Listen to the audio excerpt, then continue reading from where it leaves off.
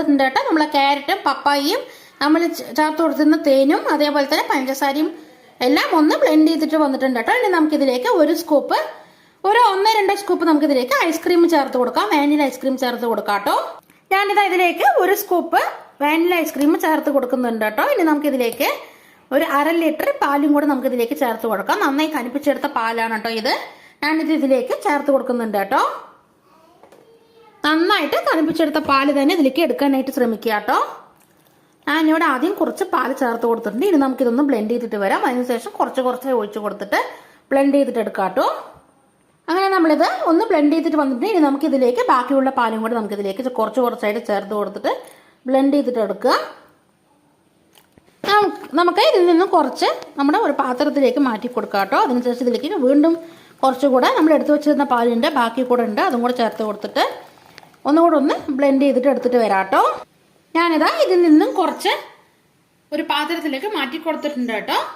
നമ്മുടെ ക്യാരറ്റും പപ്പായും കൂടെയുള്ള മിക്സ് ഇനി നമുക്കിതിലേക്ക് ബാക്കിയുള്ള പാലും കൂടെ നമുക്കിതിലേക്ക് ചേർത്ത് കൊടുക്കാം.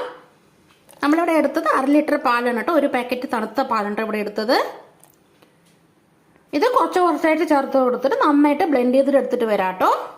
അങ്ങനെ നമ്മളിതാ എല്ലാ പാല് മുഴുവൻ നമ്മളെടുത്ത പാല് മുഴുവൻ അതിൽ ചേർത്ത് കൊടുത്തിട്ട് നമ്മളിത് ബ്ലെൻഡ് ചെയ്തിട്ട് വന്നിട്ടുണ്ട് കേട്ടോ. ഇനി നമുക്ക് ആ പാത്രത്തിലേക്ക് ഇതെല്ലാം മാറ്റി കൊടുക്കണം കേട്ടോ.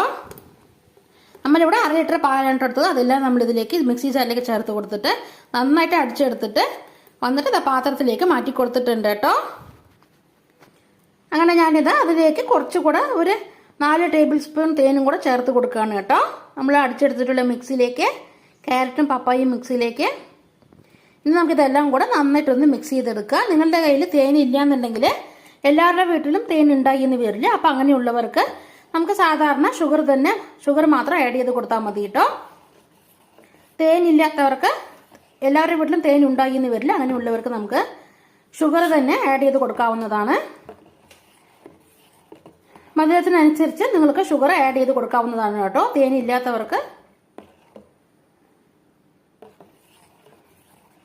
അങ്ങനെ നമ്മളിത് തേനും കൂടെ ഒഴിച്ചു കൊടുത്തിട്ട് എല്ലാം കൂടെ ഒന്ന് മിക്സ് ചെയ്ത് വന്നിട്ടുണ്ട് കേട്ടോ.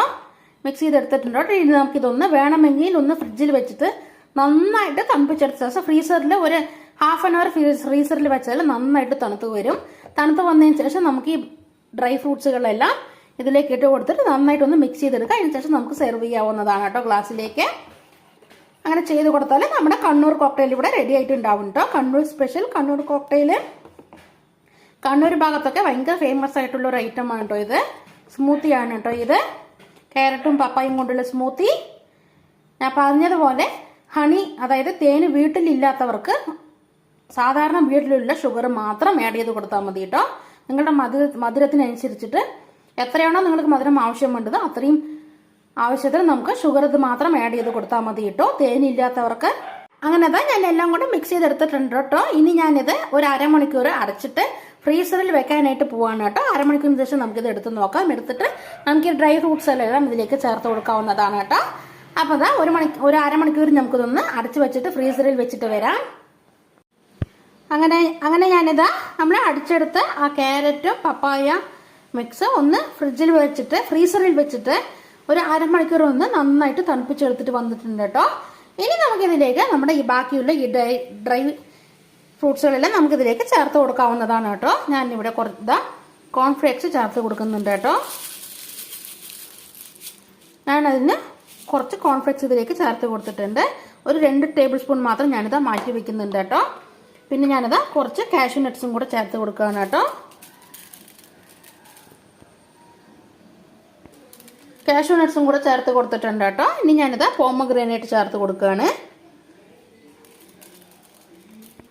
പോമഗ്രാനൈറ്റും ചേർത്ത് കൊടുത്തിട്ടുണ്ട് കേട്ടോ. ഇനി ഞാനിതിലേക്ക് സീഡ്ലെസ് ബ്ലാക്ക് റൈസിൻസ് ചേർത്ത് കൊടുക്കുകയാണ് കേട്ടോ. അതായത് നമ്മുടെ കുരുവില്ലാത്ത ഉണക്കമുന്തിരി